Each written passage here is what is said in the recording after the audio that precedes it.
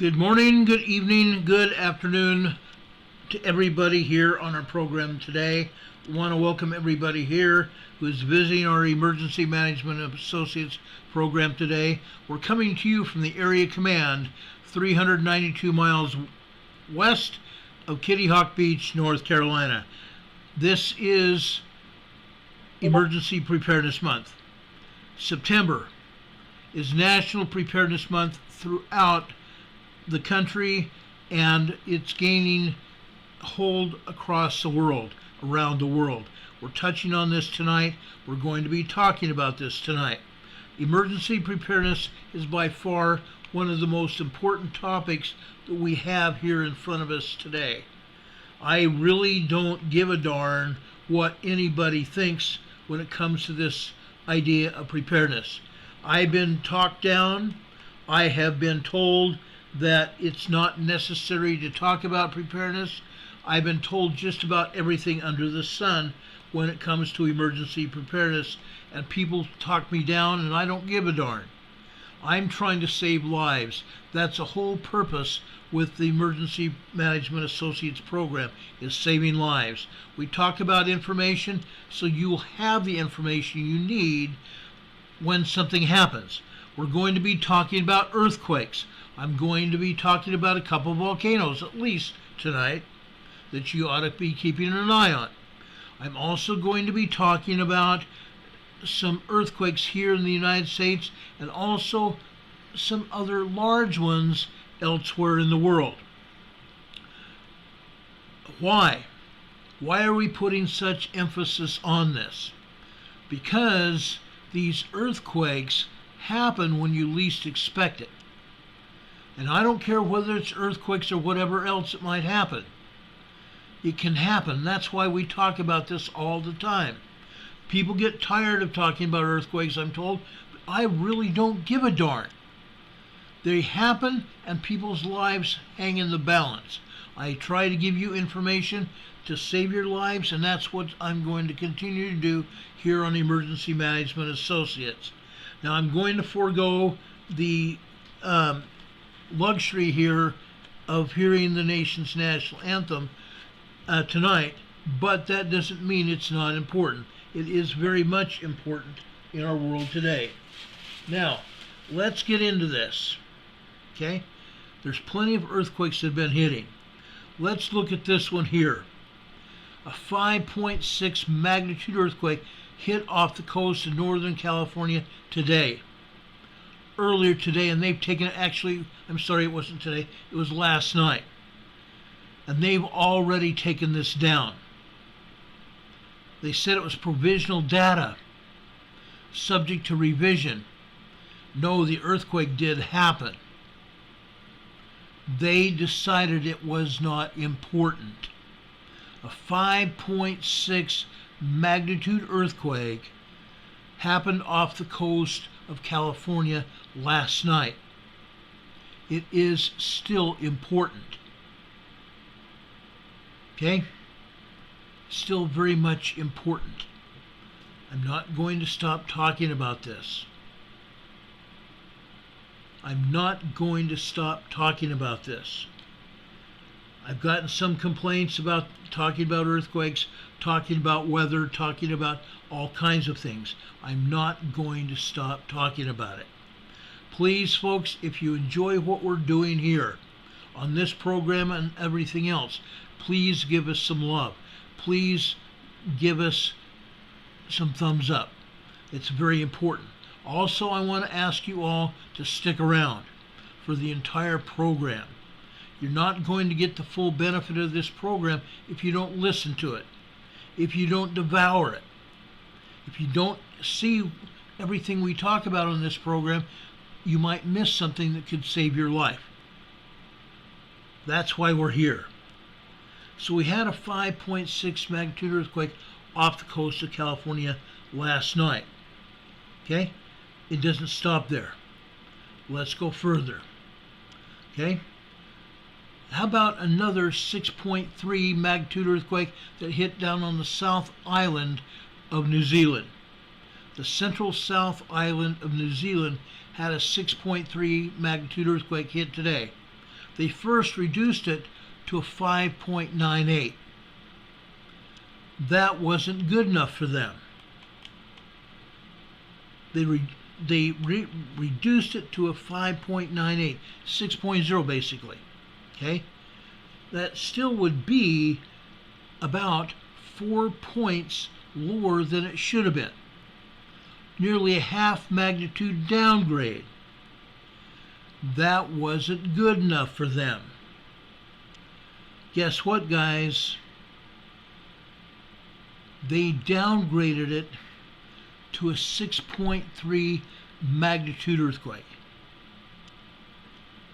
They downgraded this earthquake down to a 6.3 magnitude earthquake. Okay? Unreal. This is just one image of where this earthquake hit. Let me show you another image. It's intense, guys.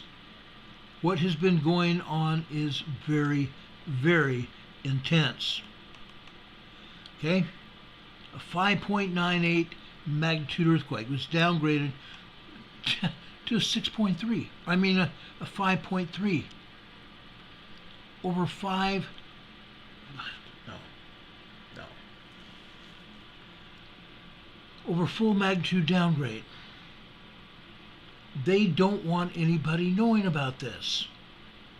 Okay? They continue to downgrade it so history doesn't have to show it and show what happens. I don't get it. I don't get it at all. Now, folks, I find it appalling. I really find it appalling to know that these people think they know it all. They think they know it all, and they can call the shots as they want. It's amazing. It's amazing they continue to get away with it. I've been around the block a few times. Just a few. Just a few. But I find it appalling to know what they do. I know why they do it. I just wish they'd leave things alone and let people see it realistically. See it realistically for what it is. That's not going to happen. They're not going to let it happen. These are the felt reports for that earthquake. Christchurch, New Zealand is over on the northeastern side of this island. Up at Christchurch, let me show you this. One person in Christchurch says mild rolling lasted about 5 seconds. Someone else says my earthquake alarm went off, detailing it just before we felt it. 5.9 kilometers deep. Between Metham and Geraldine. Went on for about 10 seconds. Then this from Christchurch also. A long wobble in Christchurch. Lying in bed and I knew it was far away. Yes, it was some 200 miles southwest of Christchurch in the central part of the South Island. So Christchurch people did not feel much of it. There were only 5 felt reports. Very few people live down there on the South Island except around the edges, the west and the east side of the island, and very few people go further south than that. I had a friend of mine that was sailing a boat and went farther south. Couldn't get very much of anywhere because the water started getting too cold and they were not dressed for it. They did not have the appropriate clothes for that kind of colder weather. So they turned back north again. But folks, this is what happens. This great big huge earthquake hits New Zealand. Okay, the last time we had a major earthquake hitting New Zealand, it was northeast of there in Christchurch. In Christchurch, New Zealand. Now let me show you something. Where did it go? Okay. You can see where that earthquake hit. Let me manipulate this picture so you can see where Christchurch is. Okay, see where that earthquake is down there in the central part of the North Island there? Or I mean central part of the South Island. This area here up on the northwest side of the South Island is Christchurch, New Zealand. Okay, so you can see just simply through this photograph, this slide, exactly what we're talking about. People in Christchurch did not feel that, or they felt it very lightly. Okay, Juby Joe says Christchurch was hit by Antarctic. Really? Antarctic? There is an Antarctic ridge south of the South Island. I've never heard it getting hit by an Antarctic. Okay? That's a little bit unusual. Okay? So you see what we're talking about. There have been 14 aftershocks from that 6.3 down there in Christchurch, New Zealand today. Okay? So let it suffice that New Zealand has been hit. Now, you see where that earthquake is? It's just right below the fault zone. That huge fault zone that runs all the way from Tonga all the way south towards the Antarctic ridge. Okay? So we could see more seismic energy south of here, either hitting the south end of the island or going down into Macquarie Island or down into the South Antarctic. So we're going to let it go for right now and see where it happens. But we've seen this happen before. And this was a fairly shallow earthquake, so I don't expect it to go anywhere except completely going down south on that huge fault zone. We've seen our share of earthquakes up in the Kermadec Islands north of New Zealand.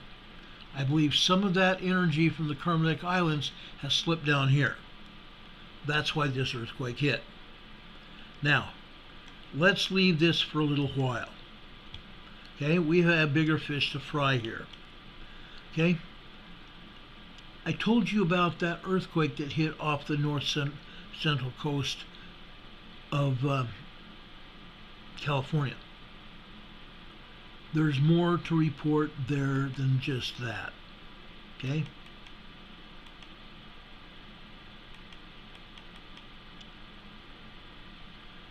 I want to show you this picture here. Okay? Today, over here in north central California, you notice where this earthquake is? Diablo Grande, California. Let's take a closer look. Notice where Stockton is north of this earthquake. There was a 4.5 earthquake earlier this morning. A 4.5 earthquake that hit this morning. Now there were felt reports. There were felt reports from that earthquake. Okay? This is a report from the EMSC, the European agency, a 4.5. USGS has downgraded to a 4.3. Okay? 5 kilometer depth. About 3 miles deep. 28 kilometers southwest of Modesto. 10 kilometers west of Patterson. That's interesting. Let's look at this.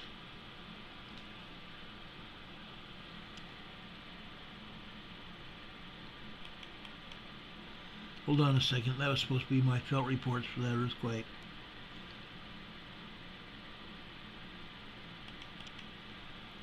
Okay, I got it.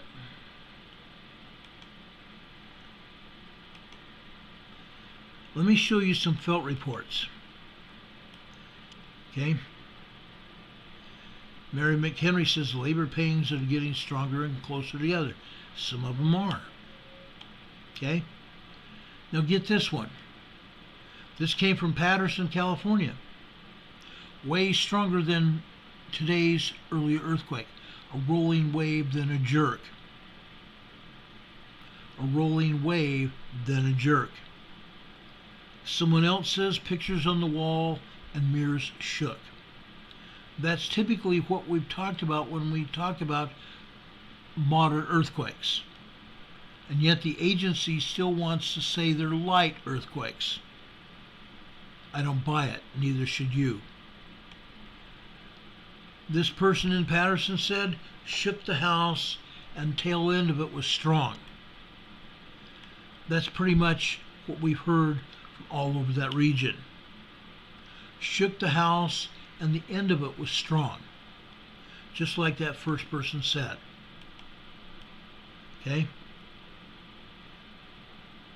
A rolling wave and then a jerk. Okay? What is that? Folks, that rolling wave is the earthquake building up. It's rolling. It's building up in strength. It's moving. Then when it gets to the apex of the earthquake, the P wave, the largest part of the wave, it's strong. A 4.5 magnitude earthquake, and it was downgraded by the agency to be a 4.3. It was not a 4.3. I don't care what the USGS says.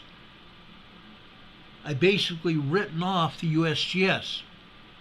I use it to report earthquakes, but that's all. And then I show other information to prove it was larger. I frequently go back and show the earthquake from the EMSC angle, because the EMSC usually has the right answers. USGS lies about it. And I've talked to you about it before, and I'm not even going into it. Nadine Susie says it's rolling, rolling, rolling. Rolling, rolling, rolling, ride. Yeah. Don't get me started there. Heather says, hello, Ron. Good to see you, Heather. Appreciate it. NanoGaff, thank you for your donation the other day. We appreciate that as well. And speaking of which, before I go on, I got another donation today and a card. I want to give thanks for that card and the donation. Mary from Fairfield, California sent us a card. And it's beautiful. It's a very beautiful card. Okay? On the front of it, God gives thanks to the Lord. No, it said not God. Give thanks to the Lord, for he is good. Psalms 107:1. Give thanks to the Lord, for he is good. On the inside, and a special thanks to you. I've been watching your program for years, and I have learned so much. Thanks to you, I feel as prepared as I can be, and continue to work at it. I hope this will help in some way, meaning the donation that she put inside the envelope. It has helped. I want to tell you that, Mary. It has helped. God bless you for that. Mary did that. Then Donna Howard gave us another donation on Venmo. I greatly appreciate that as well. We have 3 donation areas, actually 4, 2 PayPal and 1 Venmo location here that's on the program description, at the top of the program description, right below this video today. 2 PayPal locations and a Venmo location, and you can also go to our email or not our email, I'm sorry, our P.O. Box. Our P.O. Box. Let me put that information up really quick. Right here. P.O. Box 422, Valdese, North Carolina. The zip code is 28690. 28690. I appreciate any and all donations that you give us. It means the world to me. It really does. I'm still having my doctors literally knocking down my door to get paid, and I'm doing my best on paying those payments, or making those payments.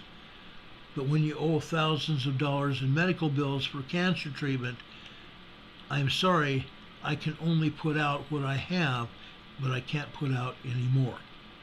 And they've got to understand it. They must understand that. But I appreciate all that you guys do for me. Noble Frog just gave us a $5 super chat. Thank you ever so much for that. God bless you for that. That means so much when you guys give us super chats. It means so much to me when you send us donations through the mail or send it over to PayPal or Venmo. That just means the world to me. I've gotten very emotional sometimes when I see your donations and when I see cards and letters from you all. It just means the world to me. I do this out of the goodness of my heart. I put up information every day out of the goodness of my heart because I'm trying to prepare people for what is happening.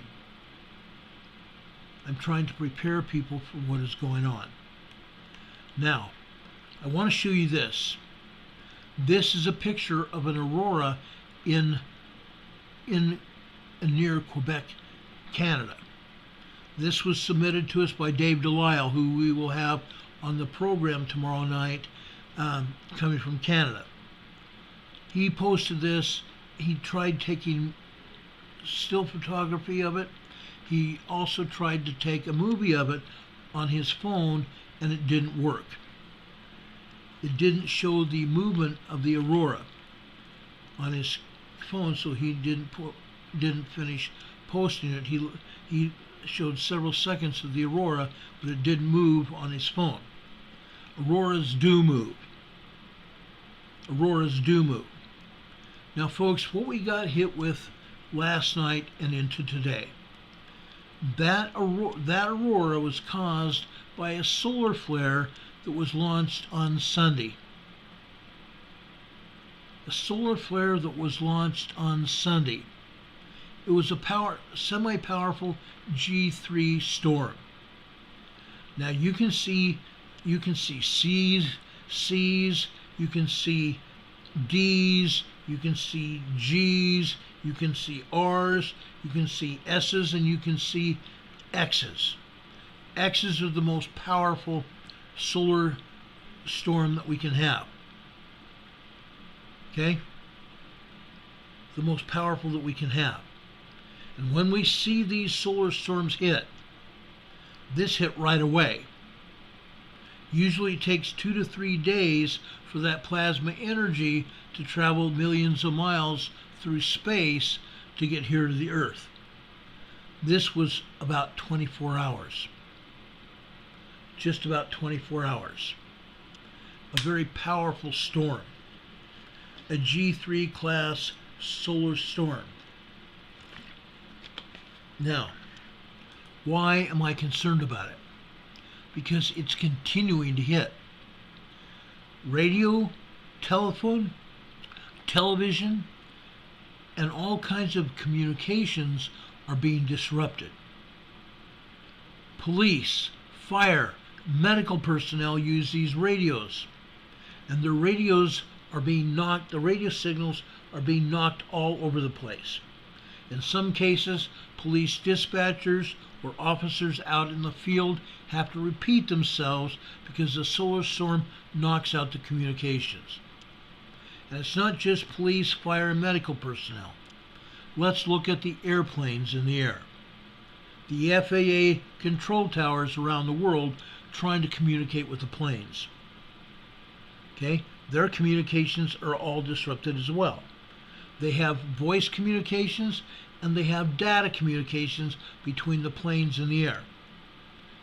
Let's take it another step. How about air-to-ground communications from NASA Houston or Roscosmos over in Russia with the space station?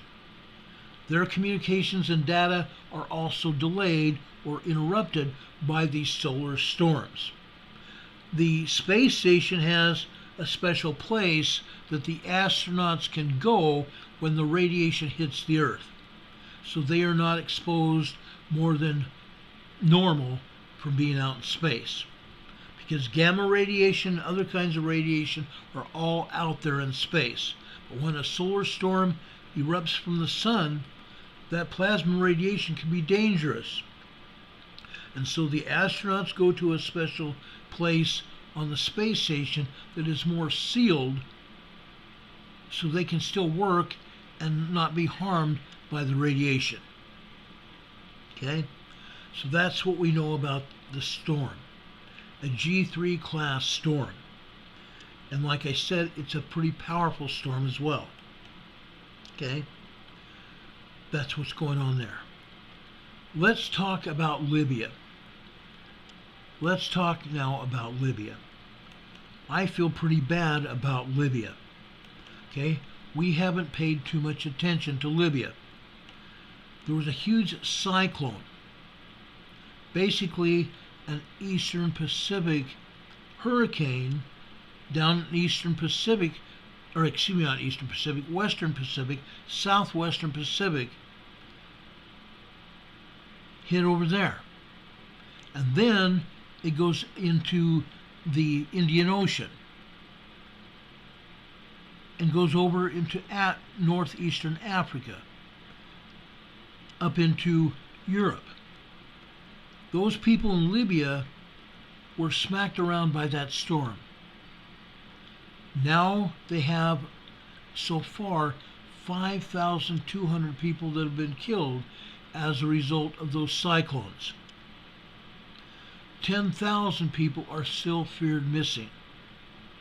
And they've had 2 dam breaks. 2 dam breaks. So their towns and villages are literally being washed away. And it has happened. What is normally just an old wash out in the middle of the desert, when these storms come up, it turns into a raging river. Sometimes 40 feet to 100 feet deep. It's really bad. So Libya's had a very hard time. Space Force says I've heard figures as much of 100,000 in Libya. I don't know. I have not heard 100,000, but I've heard upwards of 10,000. The death toll I found today was 5,200 in Libya, with 10,000 people missing still. Now, remember that large, very strong earthquake that hit Morocco that I said was probably closer to an 8.0 earthquake? The death toll now has climbed up to 2,862 people have been killed in Morocco as a result of that large quake. Major earthquake. Not just large, but major earthquake in Morocco. Major earthquake hit in Morocco. Now, last night we also told you about a 6.3 earthquake that hit in the Ryukyu Islands south of Japan and north of Taiwan. We explained that. Then after that, central Italy got hit by a 5.1 near Tuscany. What happened with that? We've been talking to you about swarms of earthquakes hitting that area for months now. Swarms of small earthquakes and tremors. Sometimes as much as 20 to 30 earthquakes a day hitting central Italy. Italy has now got hit by a 5.1 earthquake again. Now, down by Australia, Georgia Island, Australia, Another 5.1 earthquake got hit there. Okay? A 4.9, 5.0 earthquake also hit in the Philippines, Luzon, Philippines. Also, a 4.8 earthquake hit in Russia. Now, we don't always get all the information coming out of Russia. We just don't. Russia, through their Pravda or their other news media, usually doesn't leak that information. And heaven knows that USGS doesn't cover it. Rarely covers it. But a 4.8 earthquake, moderate earthquake, and that's a pretty good sized earthquake. It's an upper range 4, okay? When they get to 4.9, I don't believe in the USGS. They downgraded everything to a 0.9 society. I don't believe it. So I call 4.9 a large earthquake. The 4.8 may have also been a large earthquake. Maybe they downgraded it. But a 4.8 earthquake is still strong. As I told you with that other earthquake that was a moderate earthquake, things can fall off of shelves. Plates can rattle. Knickknacks and books can fall off of shelves. Paintings and pictures and doodads hanging on walls can fall from the 4.5 earthquake that we had there in north central California. It happens. It happens. I don't think that the seismic energy that is hit over in Tuscany, Italy, will just go away. The last time we had a 5.1, it was just off the east coast of Italy, the northeast coast of Italy. Seismic activity continued and continued and continued all up and down the entire peninsula of Italy. And now another 5.1 is hit. I think that's going to continue to happen. The 4.5 that hit over near Modesto area, that was not just a surprise at all. That area had also been getting hit with minor tremors and small 3.2, 3.5 earthquakes. It's not surprised me at all to see a 4.5 earthquake coming out of that, and then they downgraded it to a 4.3. They downgraded it. Crazy. It's a little bit insane to know what they're doing. It just is. Does anybody have any questions about anything so far that I've talked about? Hurricane Heather says her friend in Clovis said the whole house rocked. Yes. And that one felt report said the same thing. The whole house shook and then it really banged. Okay? Then there was a jolt. Not surprising. Diana Large says we've been fortunate so far. I agree. Everybody in California has been fortunate. Very fortunate. I hate to see people hurt. I really do. But I do not think that this is over. I don't think it's over. Could it be related to the earthquakes over at Mammoth and Long Valley? Could this seismic energy be moving east? It could very well. We're going to be monitoring Mammoth and Long Valley. We're going to be monitoring all the volcanic areas up and down the state of California. Tomorrow night, we're going to be talking about Southern California quakes. So stay tuned for tomorrow night. Southern California earthquakes. And you're going to be surprised, or maybe you won't be. If anybody's been watching this program when we've been talking about Southern California, there's been a marked increase in earthquakes in Southern California. So be advised, I don't think it's going to stop or even less than for quite some time. Okay? You can almost be guaranteed what's happening. Now, I want to tell you a little bit of a story. Michael McKay says we get a small quake back in Sacramento in the 80s. I remember that. That was an unpleasant surprise. Okay? He said that was the first time he had felt a quake. Okay? Pam Miller says California's like a bottle of soda and someone keeps shaking it daily. You're right. You're right. It does keep shaking. I've told you and I've warned everybody about a major quake coming to California. I don't know when. I'm not like this guy Luke over there on places of YouTube and literally all over the internet that keeps claiming a 7.2 earthquake is going to happen in Los Angeles every Sunday. Yeah, this guy named Luke Holmquist that's all over the internet is always saying that a major earthquake is going to happen in Los Angeles every Sunday. He said that for the past 2 years. If you see that, ignore him. He really does not know what he is talking about. If he followed earthquakes, he would know that he's talking lies. He's not telling people the truth, plain and simple. It's sad that there are people like that out there. I have reported him, but until other people report him as well, nothing's going to happen. It's sad. Rob52 told me that he saw him yesterday and asked me what I thought. I said, Rob, I've been watching this turkey for over 2 years, probably 3 years. He doesn't know what he's talking about. And I told him what I knew about it. He goes, yeah, that's pretty much what he said. Another large major earthquake happening in Southern California every Sunday. Doesn't surprise me.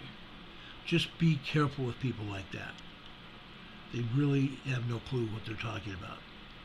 Anyway, for just a minute, I'm going to talk about something that I saw happening earlier last week. And because of the amount of information that we've been getting out to you and what's been going on, I've not been able to tell you about this until now. There is a cat here in North Carolina at a police department. This cat was a stray that wandered into the police department. And the cat, fortunately, was in pretty good health. The police department adopted the cat and named him Sergeant Butters. Sergeant Butters became pretty well known.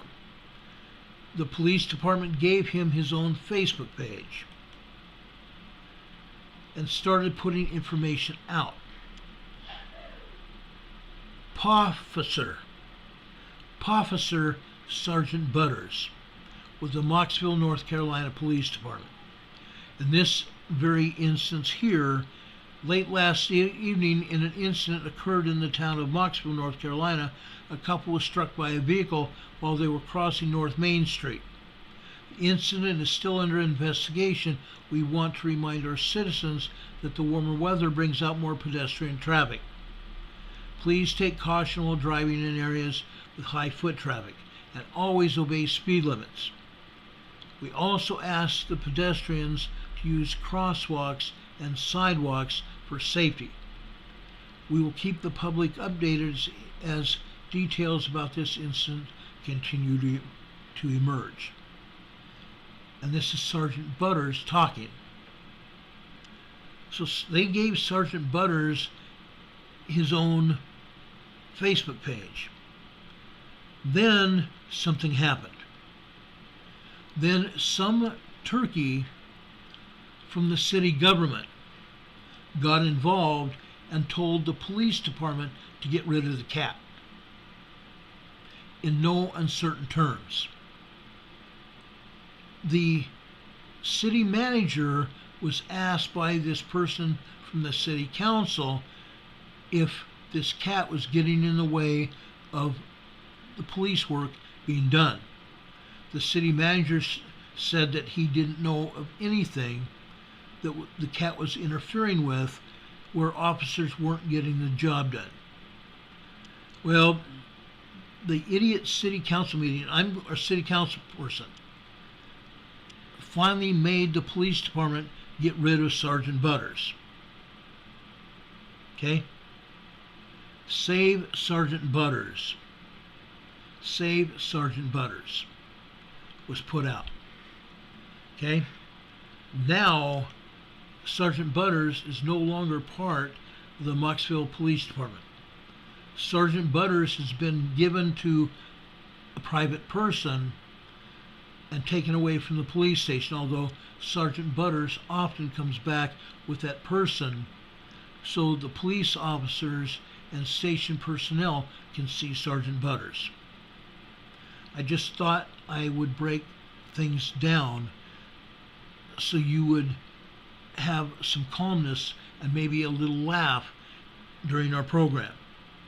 I think this kind of incident makes us think about reality. Even animals can bring happiness to a bad situation, even at a police department. So a lot of police officers have cats, a lot of them have dogs. But this cat even got along with the canines at Mocksville Police. So this is kind of cool. This is kind of cool. Joe says, my tour needs a buddy. His birth guy was murdered. I'm so sorry about that. I'm so sorry about that. That's too bad. God bless these innocent ones.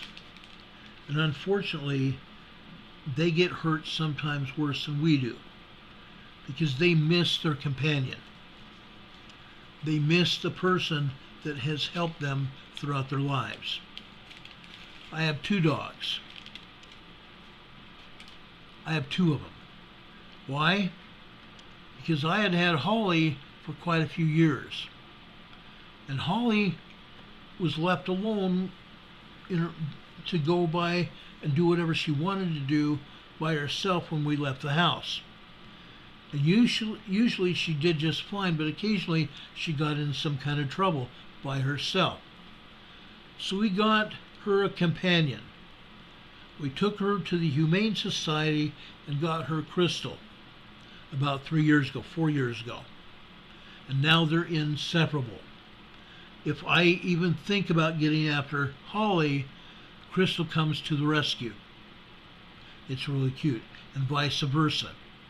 If I'm cutting Crystal's toenails, for example, and Crystal starts whining, Holly comes to the rescue.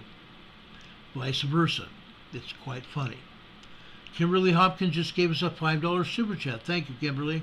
Appreciate that. God bless you. I really do mean that. So guys, remember our pets. They're important. Never, ever, ever forget about your pets.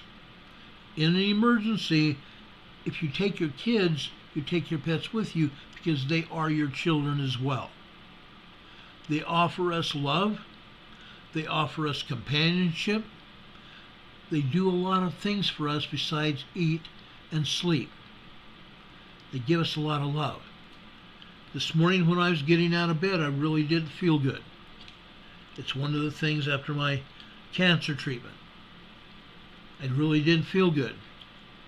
Crystal wakes up with me and gives me all kinds of kisses and loves and snuggles. Holly did not want to be left out, so Holly comes bouncing under the bed and gets there even wagging her tail, loving me. It was quite cute. Very cute. Rob52 here. Great to see you, Rob. Really great to see you. Like many of you, Rob and Don and others don't get notified by YouTube. Many times the notifications don't even get out because YouTube doesn't want to give us any notoriety on YouTube. So they don't notify everybody that's here that wants to be part of our program. If they're not notifying you, Unsubscribe and resubscribe immediately. That usually works. Unsubscribe and then immediately after that resubscribe. That usually works. And at least you'll be given notifications when we come on the air. In order to do that, when you resubscribe, click on that little bell icon. It's in a tiny circle now. It didn't used to be so tiny. Now they made it a very tiny, tiny circle. There is a little eye there. Okay? A notification bell. Click on that notification bell. A drop-down menu of 3 items will appear. A drop-down menu of 3 items will appear. And when you see those 3 items, folks, it's time then to click on that word all, A-L-L. See those 3 items come up? Click on the top one, A-L-L. You want to be notified every time we come on the air. I think that's the key. For those of you that are not subscribed to this program, I would urge you to subscribe to this program. Why? Folks, like I said, we talk about emergency incidents that you may need to know about. I don't think there's one day lately for the past 4.5 years that we've been doing this program, there hasn't been one day go by where something has happened on our program and it's helped somebody because we told them about it. It's helped somebody because we told them about it. That's what we do here, is try to help each other. Mary McHenry says, I can't imagine life without our fur babies. Cats and dogs and other animals too. I agree. I have a friend of mine and I met him on YouTube, and now they're friends of mine. They live in Canada also, in Manitoba, Canada. Go figure. Some of my places I used to frequent back in the day. But they have 2 dogs, a cat, and 2 parrots. And one of the parrots' names is Gizmo. And Gizmo has taught the other parrot to talk. Gizmo is a real talker. And he'll carry on conversations with his mom, his dad, and other kids in the family. It's amazing. Okay? It's really quite funny. If you're on YouTube, look up Gizmo. Gizmo's a riot. His mom and dad post things that he says. Sometimes little shorts, maybe 15 seconds long, a minute long, but they're really cute and funny. Anyway, that's what's going on. That's what's happening. Now, I want to go back to something we talked about last night. Okay? Emergency preparedness. Remember when I showed you this tin foil? And I showed you how to wrap your phone inside that tin foil? And how it could protect your phone from an EMP or from the U.S. government sabotaging our phones, sending out a message, an EAS message disguised as something that could possibly harm our phone. That's what we're talking about. On October 4th, they have told us, FEMA has told us, that they will be having a drill. And these drills, they say that they are going to comprise upwards of 30 minutes of information. I don't want this information to hit my phone. So I'm going to wrap it tightly in this tin foil. Now notice how wrinkled up this tin foil is. Why have I wrinkled it up? The reason I've wrinkled it up, this is like radar. Remember the new radar planes, the stealth fighter jets and such, and even our B-2 bombers? They even have stealth surfaces as this. That's why I ask everybody before you put your phone inside the aluminum foil to kind of wrap it up a little bit. Make sure it has ridges, not like ruffles, but make sure your tin foil it's got these little ridges, so it will disrupt the cell phone tower signal. These little ridges on this tinfoil will help make your phone stealth. So the signals will bounce off these ridges and look like radar chaff. Now, I'm going to keep my phone off between 2 p.m. and 4 p.m. on October 4th. I'm going to turn it off. But like I said, turning it off, your cell phone is still active. It can be operated remotely and turned back on. Your telephone cameras, they're up here at the top middle of your phone. They can also be remotely activated. I've talked to people where that's happened, and I think that even happened to me a couple years ago. So now I turn my phone upside down and put something over the top of it so nobody can operate my camera and see things or hear anything. Okay? I turn it off. Do this. Just don't use one sheet of aluminum foil. Use two. Use two. Okay? Let me unfold this a little bit.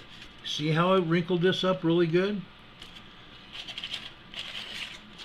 I'm going to use this to wrap my phone, and then I'm going to wrap it a second time to make sure the phone is completely concealed and does not get that EAS message. I don't want it on my phone. I can't stop it on my television. I will listen to it on my radios here, but my radios are just that, a one-way device. A one-way device. That's how I'm going to listen to it. Hurricane Heather says shiny side out. I would put the shiny side out. Okay? Linda Covington says use heavy-duty aluminum foil. That's the only aluminum foil I buy. I don't buy the generic aluminum foil. It tears too easily and it doesn't do that good of a job. Basically what you're doing is making a Faraday cage for your phone. Now, it's not just my phone I'm worried about. I got a new tablet that was given to me because I've been a customer of T-Mobile for a lot of years. Earlier this year I was given this tablet by T-Mobile. I'm going to do the same thing with this tablet on early morning October 4th. I'm not going to let them have any idea that they can reach my phone. There's no way. Yes, I know they have my phone number. Just like you guys have my phone number. It's out there. It's out there. All over the internet. I don't care. That does not bother me. Some people, it might bother them to have their phone number out there, like I do. I've gotten used to it, number one, and I can control it. Not everybody can call me, and I can shield a lot of the crap that comes in, and I do. But before, I would say even in the morning of October 4th, just shut off your phone and wrap it in aluminum foil. If you have tablets, do the same thing with those. Don't let these idiots in power have access to your phone for any reason. Okay? May Edwards says, I was watching The Cell again. This reminded me of that movie. Yes. Yeah, it can be. It's called, Tank says it's like the movie Kingman. Yeah. Or Kingsman. Wrap your Bluetooth devices as well. Yes, absolutely. Wrap your Bluetooth devices. And it's not just a Bluetooth that fits in your ear. If you have any other Bluetooth devices, wrap them up. Okay? Don't let them have active activity that gets you in trouble or that could get you into trouble. Don't let them have that opportunity. Does anybody have any questions about anything I've said so far? Last night I talked specifically about emergency preparedness kits. I came up with a list for a 96-hour kit. A 96-hour kit, and I meant that. We talked in the past about a 72-hour kit. We talked about a 30-day kit. We talked about a 6-month kit. We talked about a year's supply. We talked about a 2-year supply. Why am I talking about a month's supply, a 2-week supply, upwards of 6 months, a year, and 2 years? Because once you've achieved something, achieved a level of preparedness, don't stop. You never know when you might have a situation where you're, one, not going to have water, you're not going to be able to get food, you're not going to be able to get the medicines or other supplies that you need to exist. You might not be able to get your prescriptions that you need. Make sure you do your utmost diligence to make sure you're prepared. I do that on almost a daily basis.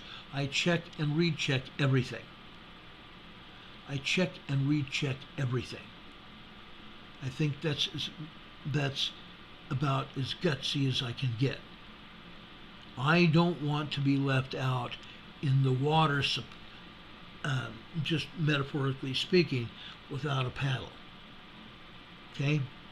I don't want to be left up crap creek without a paddle. And yes, I said crick, didn't I? I've often said it lately, maybe because everybody else around here says that. It's crap creek without a paddle. Okay? Linda Covington says there have been rumors of war. Yes, there have been. That wouldn't surprise me. Especially as we draw closer to a possible election next year. This idiot in power, and I don't think he as a person is going to do it, but the idiot's administration would. They want to remain in power. They'll do whatever they can to stay in power. And a war is one of those ways that they can try to stay in power. Okay? So that's what's going on.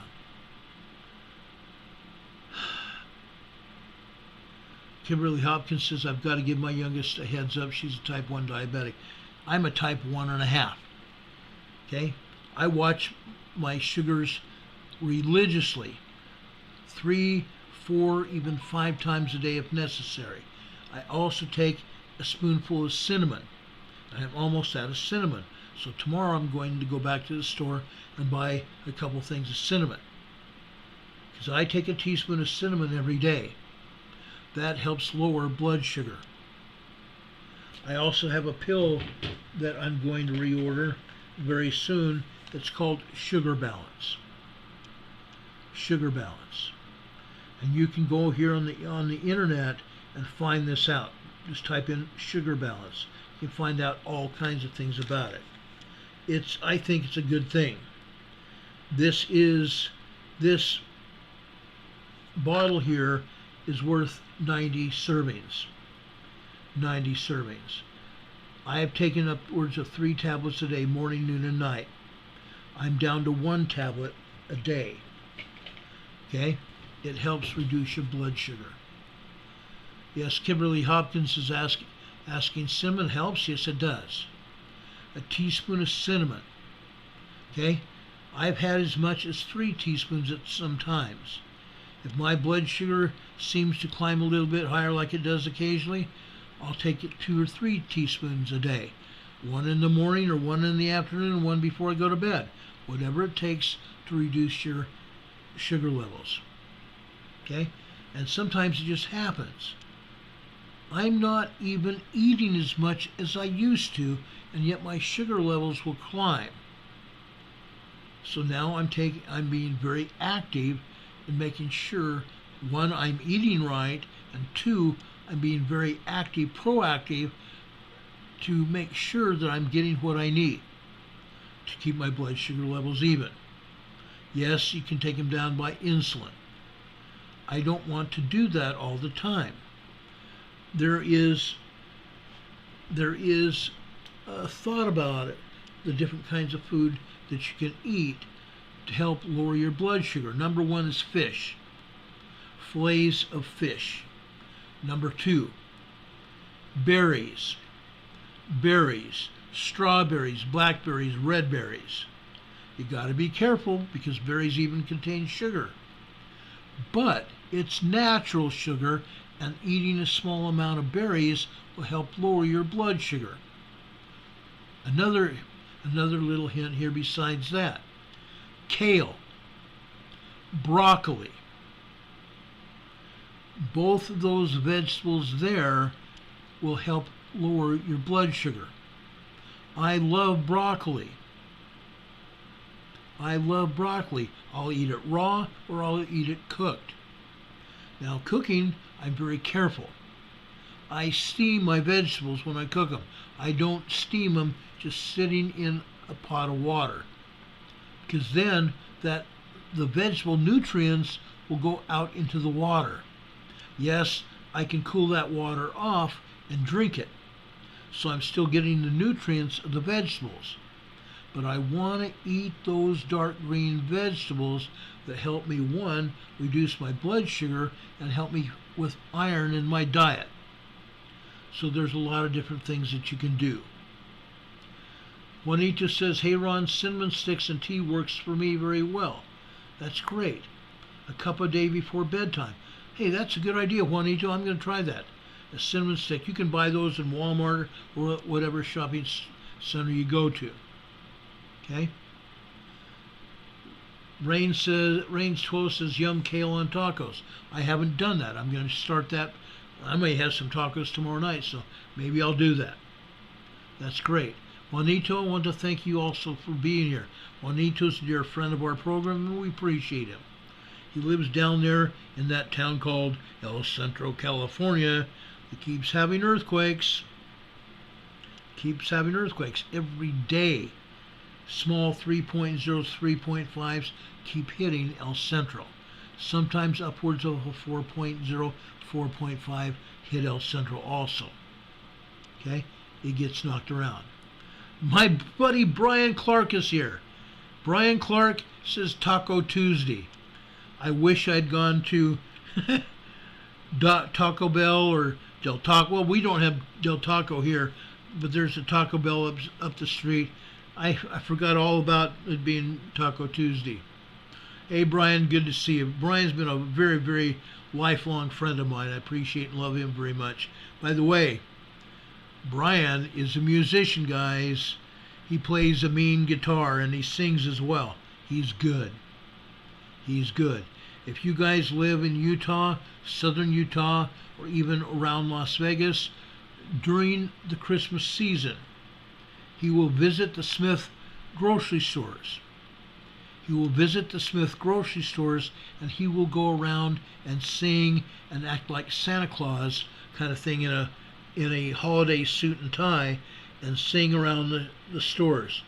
He's done it for so many years, it's not funny. I love Brian. Brian has been a very dear friend of mine for a very long time. Richard Smith is here, says meat costs too much in Nova Scotia. I totally get that.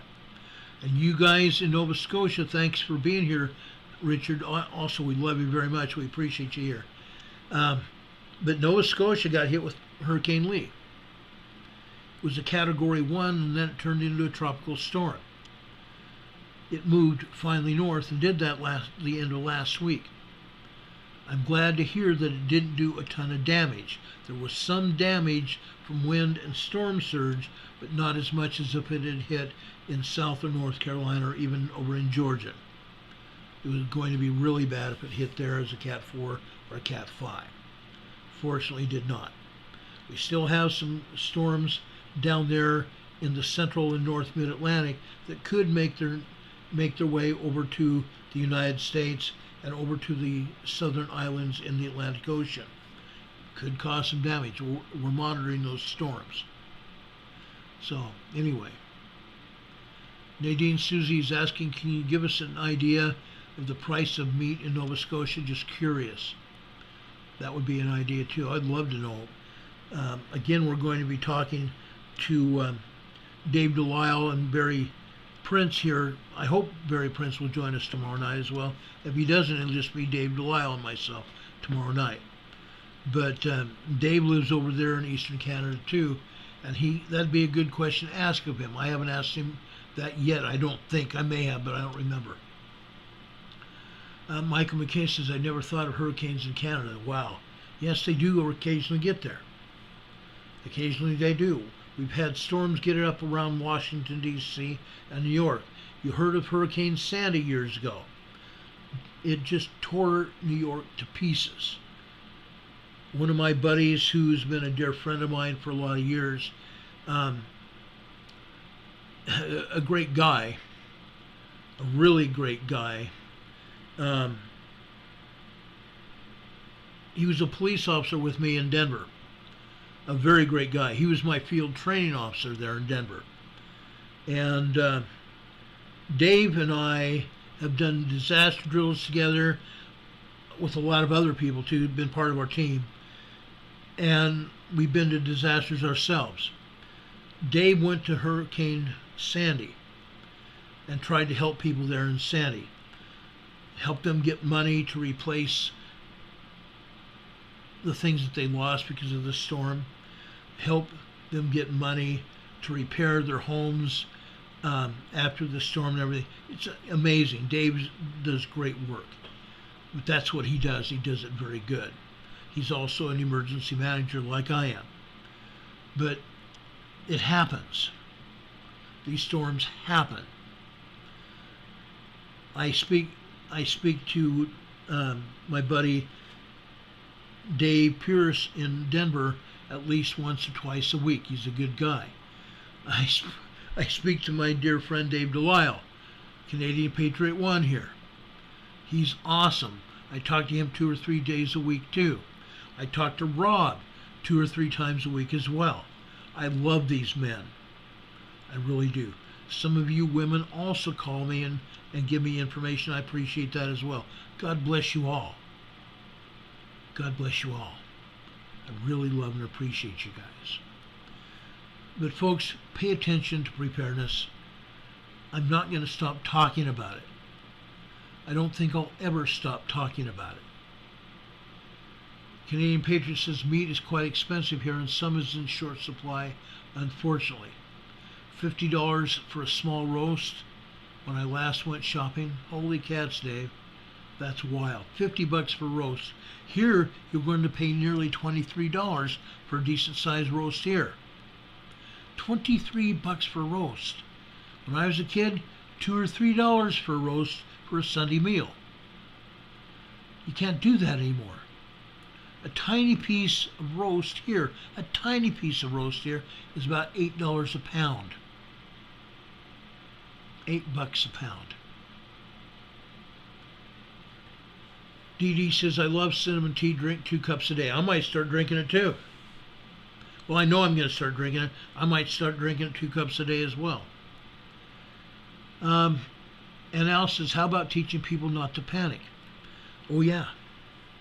Folks, when something happens, our human nature tells us to panic, especially when we're not prepared.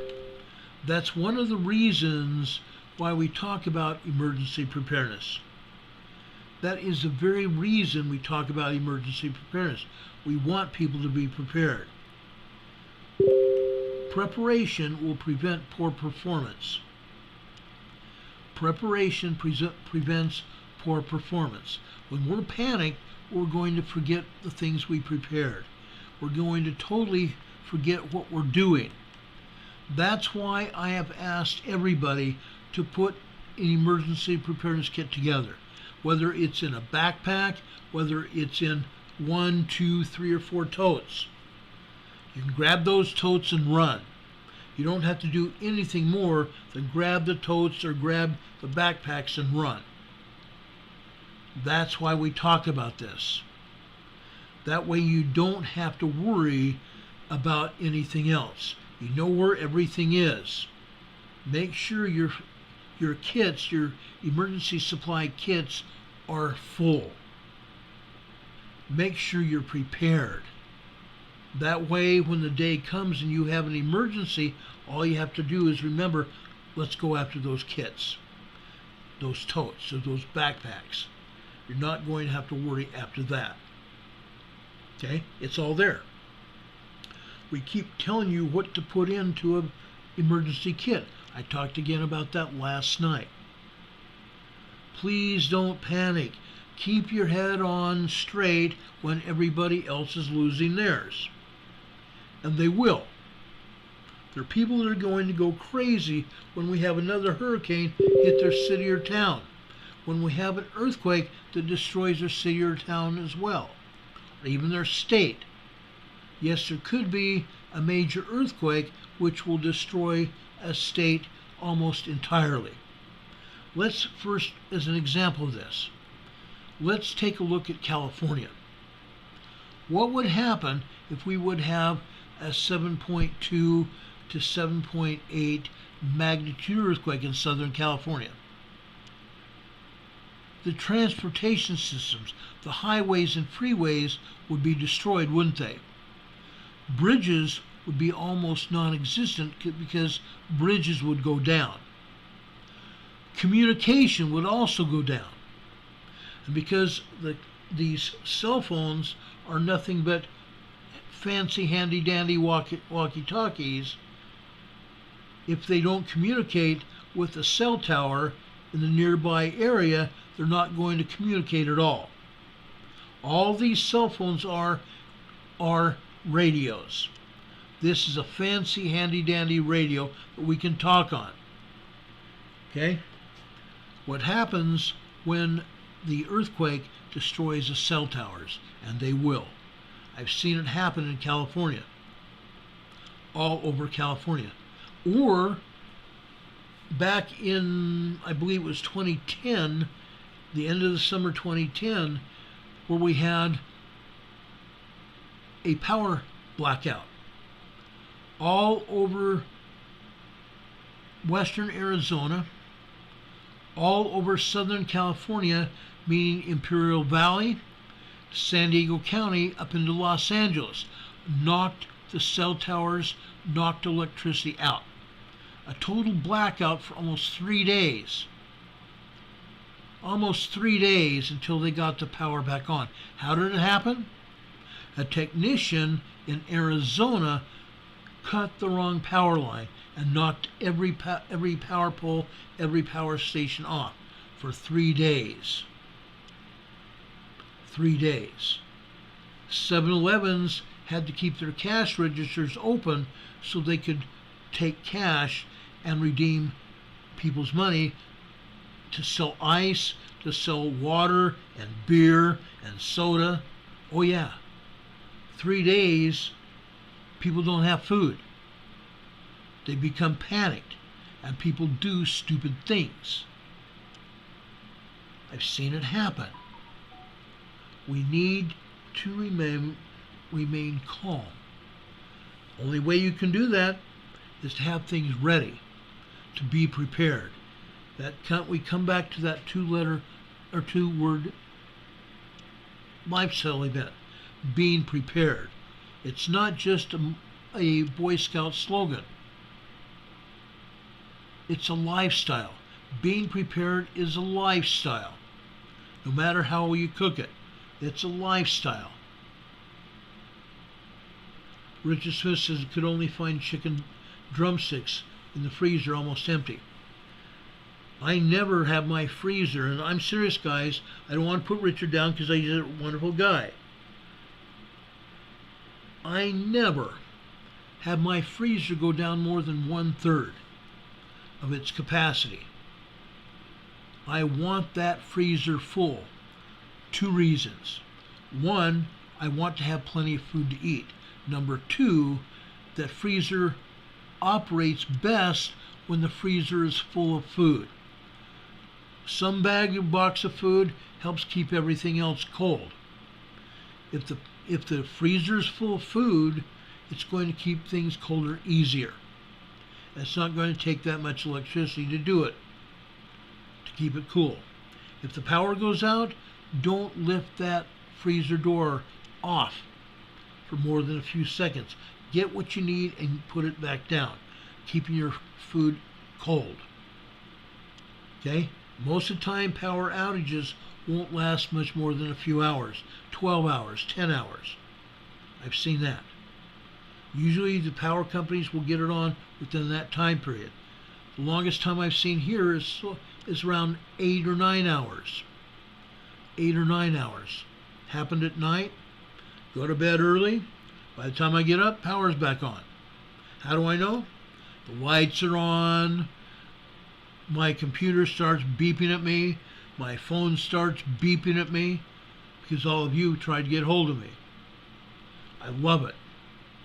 I love it. Okay? But all of a sudden these things happen when the power comes back on. But you need to be prepared. Richard Smith says a small amount of frozen fish. Get those fridges full of fish. I'm going to do some more fishing very soon, and my freezer is going to be full of fish. Because I just found out today that fish is a good thing to eat to keep your blood sugar low. So I'm going to go fishing very soon. Kimberly Hopkins says a couple of blocks of ice in the freezer could come in handy. You're right. You're right. But during that power outage in, I believe it was August of 2010, you couldn't buy ice. You could not buy ice. The 7-Elevens and other stores did not have it. They ran out of ice within a few hours, and you couldn't buy ice. Linda Covington says, I live close to a Trauma 1 hospital. Power comes on fast because they have emergency generators. Yep. Very true. Very true. Kimberly Hopkins says, just bought new line for my fishing pole. Well, I think you may have heard me talk about this, and if not, I'll tell you right now. You guys have heard of Captain N. Don't use his name on the chat, but I'm going to just say he's the captain.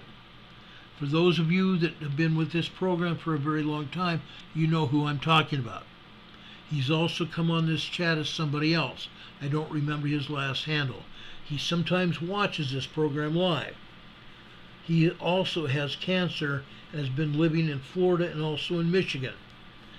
I think he's living with his sister in Michigan now. He went back to the Pacific Northwest to do some fishing, and I think he was going to go back to Florida. But last year for my birthday, Captain N, I think I said it on the show that I had limited fishing gear, which is true. Captain Ned sent me a fish kit. It's amazing what he sent me. He sent me everything I needed to go fishing here in North Carolina. And he sent me pictures of fishing trips he's had up in the Pacific Northwest and out in Florida. He sent me, it's over in my other briefcase. He sent me a book, a magazine about fishing in Florida. Fishing out in the ocean in Florida. I appreciate that. Yes, it's a magazine. It's not a book, but it's a magazine, and I will cherish that because it's a great magazine. It has a lot of great information in it. And I used to go deep sea fishing in California when I lived in San Diego. So I love that kind of stuff. I love my fishing gear. I've now got 2 rods. He actually, bless his heart, he sent me a fishing rod and somebody in the Postal Service stole it. So he sent me the money to go buy my own fishing rod and told me where to get it and what to get. So I've got a Captain N fishing rod here, and I've got 2 rods and reels here with plenty of fishing line on them. And I've got all kinds of lures and hooks. I'm ready to go. And I have done that. but I'm going to fill my freezer with fish as well. So anyway, that's that. Does anybody have any questions? I love talking about emergency preparedness. I love talking to you about what you're doing and seeing you guys happy, seeing you guys working together and urging each other on. That's also one of the purposes of this channel, is to help each other. I love it. Reigns X12 says, I can remember the quakes in Indiana knocked my mom down in the kitchen late 80s. The other shook the kids out of bed back in 2000.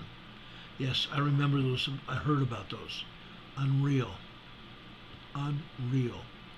Carolyn Martin, my dear friend from Colorado's here from Denver, says a moderate magnitude 5.0 earthquake North Pacific Ocean, Japan. Carolyn, that's a 5.0 large earthquake. I don't care what USGS says. It's not a moderate earthquake. 5.0 earthquakes can kill people. Moderate earthquakes will have moderate damage. A 4.6, a 4.0 to 4.9 are called moderate earthquakes. I don't even trust a 4.9. When you get up that high in magnitude, something could happen. It could tear apart your house, or begin to tear apart your house, or knock something off the ceiling that could kill you. I know why they don't want these 4.0s to be moderate. And they say a 5.0 is a moderate earthquake. No, it's not. A 5.0 is a large earthquake that can cause a large amount of damage. And I'm not putting Carolyn down.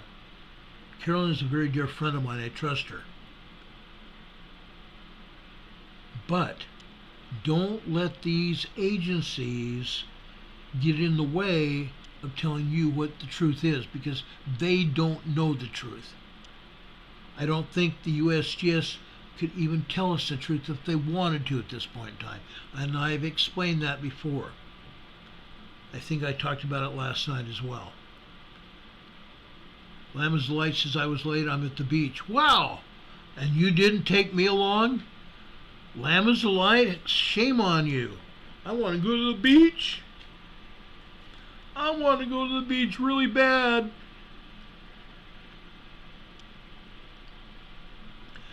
Folks, when I lived in California, lived in San Diego, I always told people that I would never leave because of the beaches. I was a beach bum. I liked to go surfing there. I liked to go deep sea fishing. As things got more expensive and the laws started changing in California and the gangs got to me, I said, I'm going to get killed here. And so I moved away from San Diego. And the rest is history. The rest is history. Linda Covington says, keep your eyes on Italy. I agree. Like I said, they had that 5.1 today. That's because they've been having swarms of quakes from minor tremors, 1.0 tremors and such, on up to 3.5 earthquakes. And then a 4.5, and then all of a sudden they have a 5.1 earthquake in Italy. I don't think the swarms are going to stop. They may slow down for a little bit, but they're going to build up. Okay? Canadian Patriot says, I want to fish. Oh yeah. Dave, I told you the other day when we talked about fishing, Dave was actually out fishing when he called me. And he even showed me a fish that he caught. Turkey. Or should I call him a fishy? But yes, I love fish. I love to go fishing. It's a kick. Lammon's Light says, did you talk about the alert that's coming across their phones and what we're supposed to do so far? Yes, I have. I talked about that. I talked about wrapping your cell phone twice. 2 separate pieces of aluminum foil. I detailed what this looks like. You wad up your aluminum foil in a ball, and then you pull it open again. All these ridges on that aluminum foil make this foil look like something that's going to avoid radar. Avoid radar. Why do you think they dump aluminum foil out of the back of planes. It's called chaff. They call it chaff. It helps the radar avoid the plane. Okay? It helps keep the radar off the plane long enough for the plane to do its job. In this case, you keep the signals, the radio signals, away from your phone. That's why it's helpful to wad up your aluminum foil into a ball and then open it back up. You can see the ridges here. This is to make your phone safe, number one, from signals, by the signals or the aluminum foil, different shapes of the foil, bouncing the signals off away from your phone. What you're doing is building a Faraday cage for your phone and or your pad. Whether you have a notepad, whether you have a regular tablet, whatever you got. That's the way to protect it. Okay? Linda Covington says, let's have a clam bake. Oh, wouldn't that be a kick? Oh, I haven't had a good clam bake in a long time, since I was visiting Boston for a disaster drill over on Cape Cod. That was a blast. Maybe I'll have to dig out my pictures of Cape Cod. Cape Cod was a lot of fun.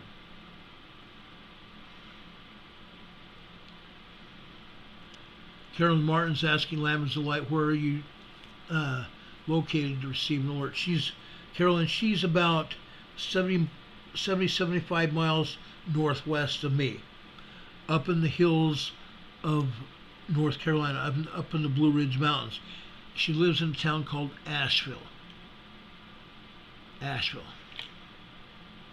Western North Carolina, up in the hills.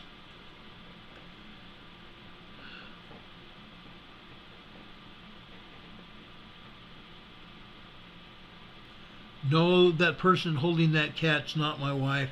That's somebody from the police department.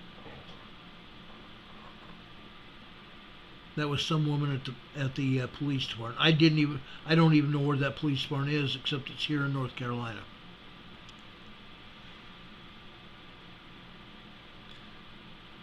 I don't even have a wife right now. That's okay. Richard Smith is asking me if I fish at Roadhiss Lake. Not yet. I'm going to. There's a lake, Lake Kikeri I've been to. I've been to Lake James. Those lakes are awesome. They have fish that you wouldn't believe. It's just totally cool. Carolyn Martin says a very strong magnitude 6.0 earthquake hit 57 kilometers west of Ashburton, Canterbury, New Zealand. Yep.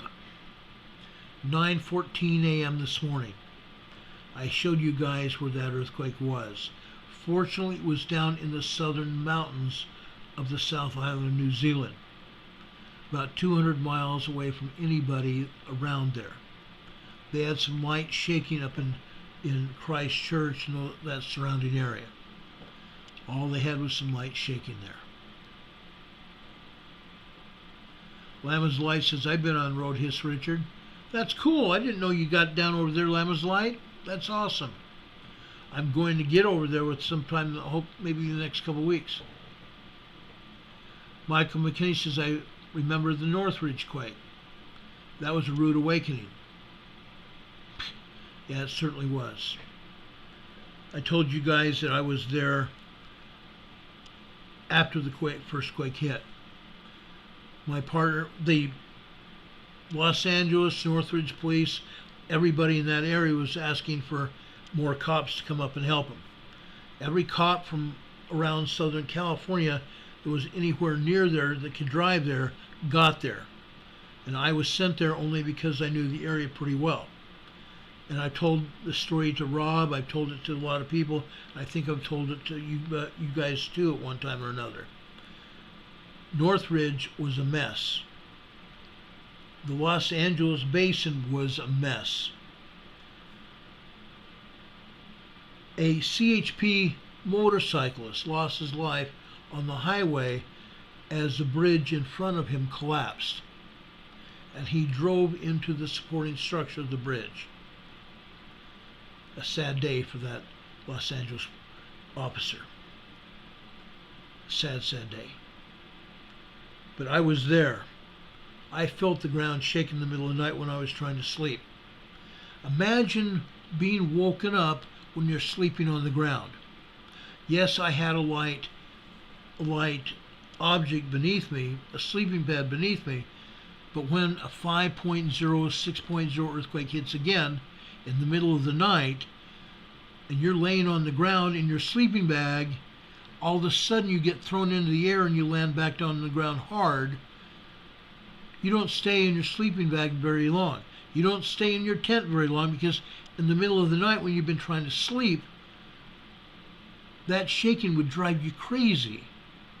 And as it did me, I bolted out of that cotton picking sleeping bag and out of the tent so quick. My partner bolted out of his tent, and he goes, "Screw sleeping, I'm not going to sleep after this," because the ground continued to shake. It continued to shake. That 5 whatever it was only an aftershock of the 6.9. 6.9, and that earthquake was probably even larger than that. Those earthquakes and the aftershocks kept on happening for weeks and months. I was only up in Northridge about a week and a half after that quake, until things got somewhat back to normal. Folks, normal is not normal no more. When you have a major earthquake like that, I'm calling it a major because literally I've seen businesses, multi-story businesses and apartment complexes pancake. Literally pancake. They lose their stability and they come to pieces and fall totally hard on the ground. There were apartment complexes on steel stilts, steel rods pounded into the ground. And those buildings that the rods were holding up above the ground, where you could park cars underneath the building, that building pancaked on top of the cars. People were killed. Thousands of people were injured. It's going to happen again. It's going to happen again. Michael McKinney, please don't use caps. YouTube says that to them. It feels like you're yelling, so they don't want us to be using it. So please don't, okay? But those earthquakes are bad, guys. I've been in 3 5s in San Diego, and I was over in Northridge after that, and I swear, I don't want to do that again. I know it's going to happen. I know it's going to happen, but I don't like those. I don't like those at all.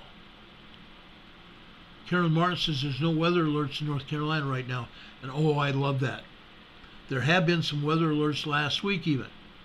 I even had one on Sunday calling for dense fog here Sunday night into Monday morning. Yes, that did happen. It didn't bother me because I wasn't going anywhere. But as you know, a lot of people travel. Okay? A lot of people travel. Linda Covington says, I love fried clams and clam chowder in New England or Manhattan. Linda, I had them in Boston when we were over at that disaster drill on Cape Cod. I found a really great restaurant right next to the hotel that we were in, and all we had to walk across is a parking lot over that restaurant, and that was the best clam chowder that I had ever eaten. It was great. I had shrimp and chowder and all sorts of stuff. Juanita says, I remember my first earthquake. I was in school when it hit a 6.6 in 1979. Oh yeah. I remember hearing about it because I was just over the hillside from you. Oh yeah, I was over in San Diego at the time.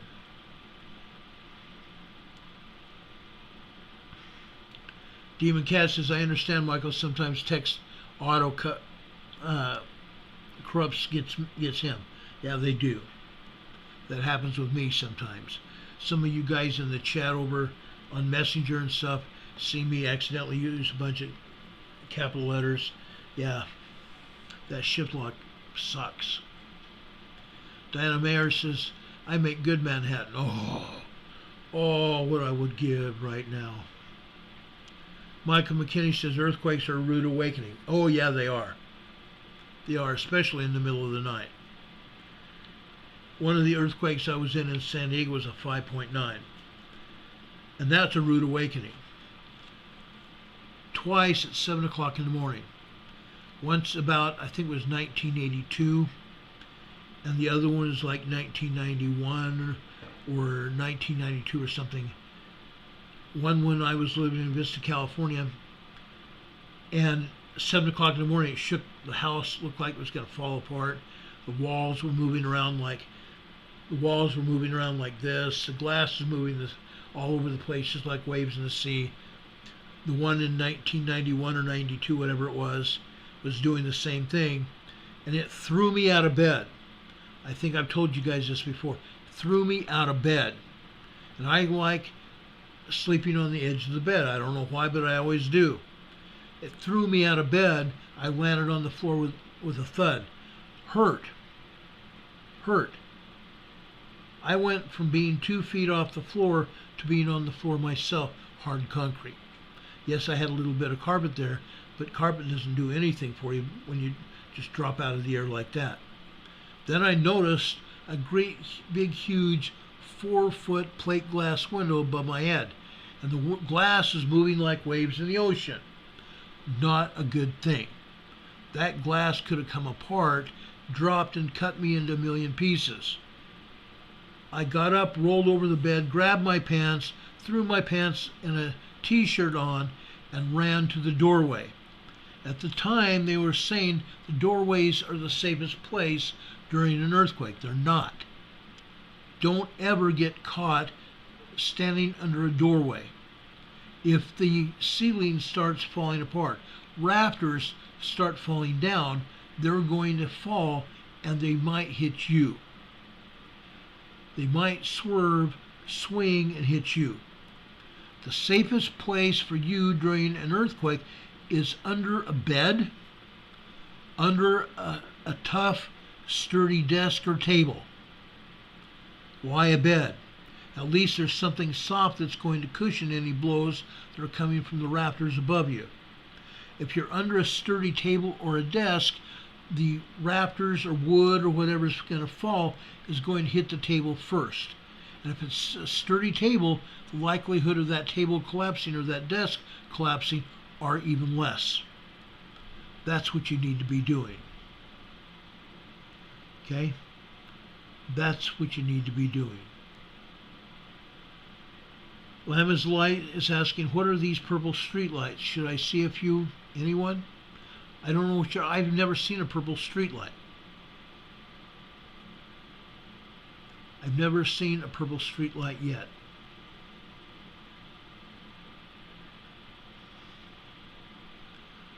Michael says the LA riots happened in '92. Oh, I remember that vividly too. I was there. We were there for backup. We weren't there in the front lines. We were there for backup. Yeah, that was a whopper. Lama's Light says that was a random question. I know. Yeah, I've never seen purple streetlights. I've seen blue streetlights because the powers that be want us to have blue streetlights to cut back on the reflection of light so telescopes can see farther out into space. To see farther out in space. They started putting these yellow and blue streetlights in San Diego so the Palomar Mountain Telescope in northeast San Diego County can see further out into space. Okay? Then after those same color streetlights started affecting people, they came back to the white light again.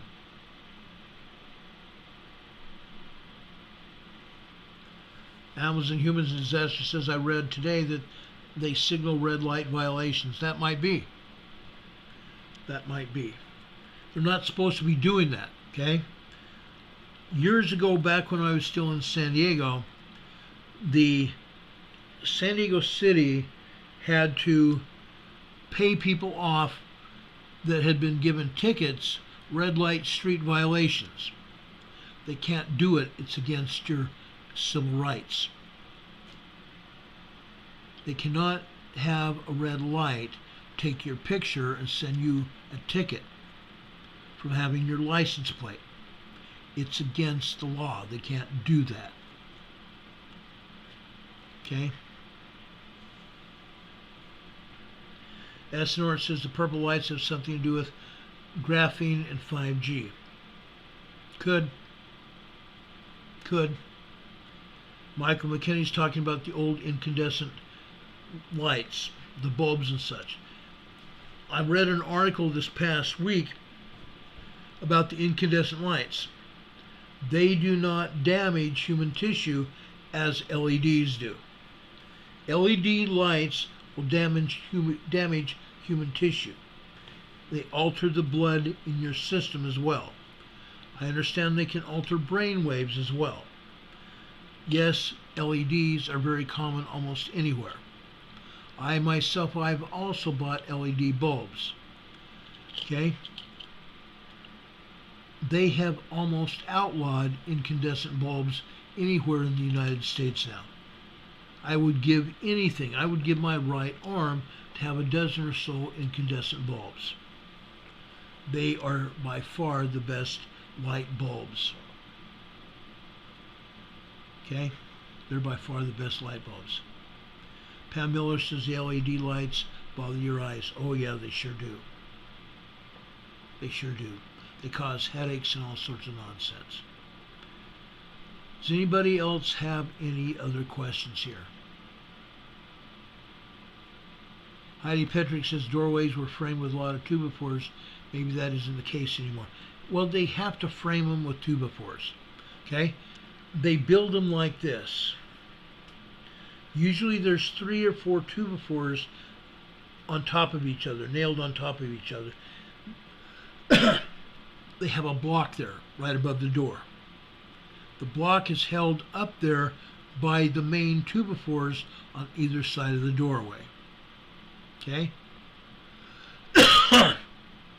They used to believe that that block could protect you. What happens during an earthquake if that block comes loose from shaking? That block could be torn loose from the 2x4s that support it above the doorway. How would you like to have a 50-pound block of wood hit you in the head? And that's about how strong or how weighty that set of 2x4s are. How do I know that? Because I've built homes with my father. I have put those 3 or 4 2x4s together as a block above doorways. Unreal. Thank you, Rob, for thumbs up for our program tonight. I really appreciate it. So far, we have 131 thumbs up. That means a great deal to me, guys. Thank you so much. Rob also put up our PayPal and our Venmo locations as well as our P.O. Box. I really appreciate that. God bless you for that. Okay, that's how you get a hold of me. That's how you can send us support as well. I really, really appreciate that. It means a lot. Do you guys have any more questions? Do you have any more questions I can answer? I know we've been on the air about 2 hours now. I appreciate each and every one of you. I want to make sure you have this information so you can survive what's going to happen. Because it will happen. I can promise you that. Linda Covington says, doesn't an arch type door frame the best? Not necessarily. Not necessarily. They have built them. I've seen them. I've never personally built them myself, but I have seen them.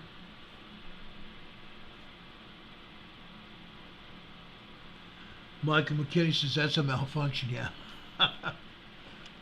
Semi-Presswood says Dollar General sells the old style light bulbs. I would hope so. Now, I haven't seen them there, but maybe I need to go back to Dollar General. Dollar General here in North Carolina, they're all over. So if the one Dollar General doesn't have it, check the other one. Hurricane Heather's asking me, can we have a devotional, sir? Absolutely. Absolutely. I came to a scripture today in the Old Testament, near the end of the Old Testament, in a book called Amos. Now, Amos is a good guy, okay? He was a man that the Lord spoke to. In chapter 3 of Amos, the Lord revealed his secrets unto his servants the prophets, because of Israel's rejection of prophets and espousal of evil. The Israelite nation is overwhelmed by an adversary. What happens to us now? What is happening to us now? We've been told what we should be doing. We've had the Lord's emissaries here on this earth trying to help us, to give us knowledge and power. We are similar to the Israelite nation.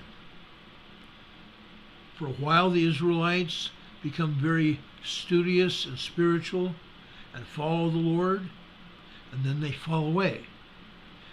When stuff gets really bad, they come back to the Lord for a time. Then they leave the Lord again. Adversarial actions. Okay? That's exactly where we're at today. That's exactly where we're at today.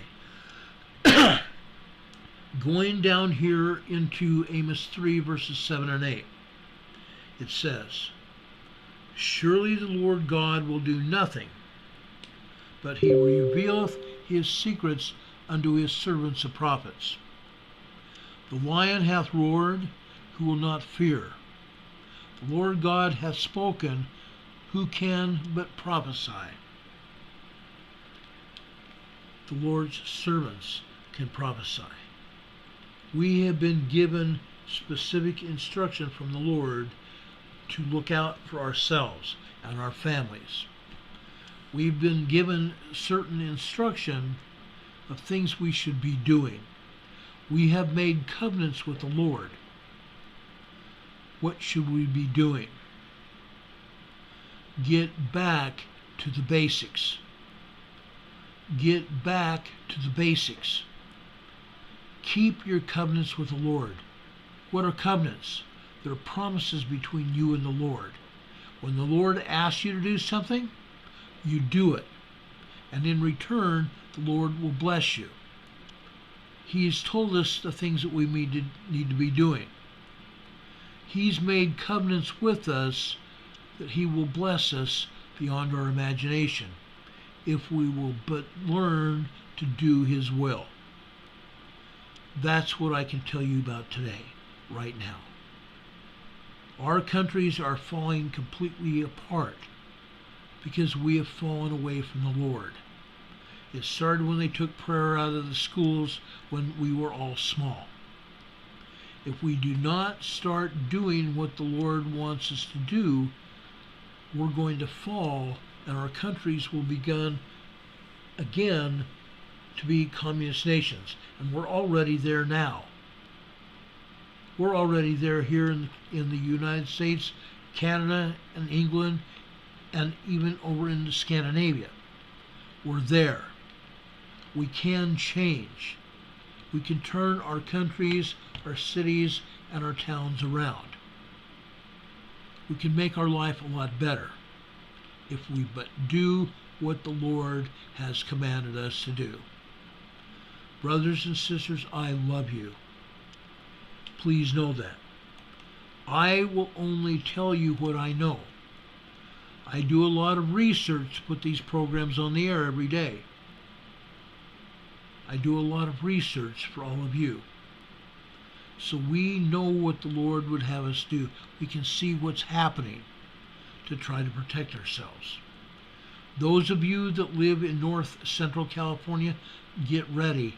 I don't believe that 5.1 earthquake is going to be the only earthquake in that area. I might be wrong, but I think something bigger is coming. I believe something bigger is coming. New Zealand, I think that seismic energy is going to continue to go south. God bless your country for having gotten through it.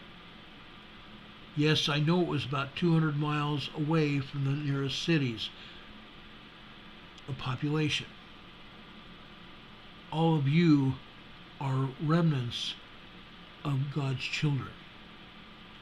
Each one of us are remnants of God's children.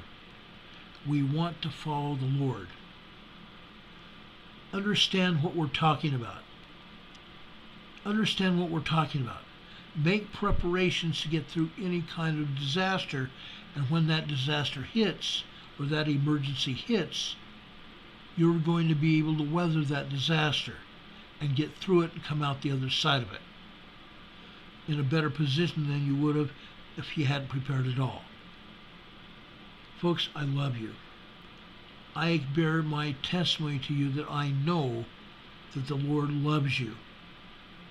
We haven't come all these long distances to be together, and yes, we have distances between us, but we have radio signals and video signals that allow us to be together because the Lord has brought us together. God bless you. Please share this program with everybody that you come in contact with. Your neighbors, your friends, your family members and extended family members, the people you work with, and also the people you socialize on social media with. Please share this program widely and far. God be with you. May God bless you this day and always. I don't take that admonition lightly. May God be with you. If anything else happens, we will be back on the air to tell you about it as soon as the information becomes available. Until then, we'll be back here tomorrow evening with you again for another episode of Emergency Management Associates.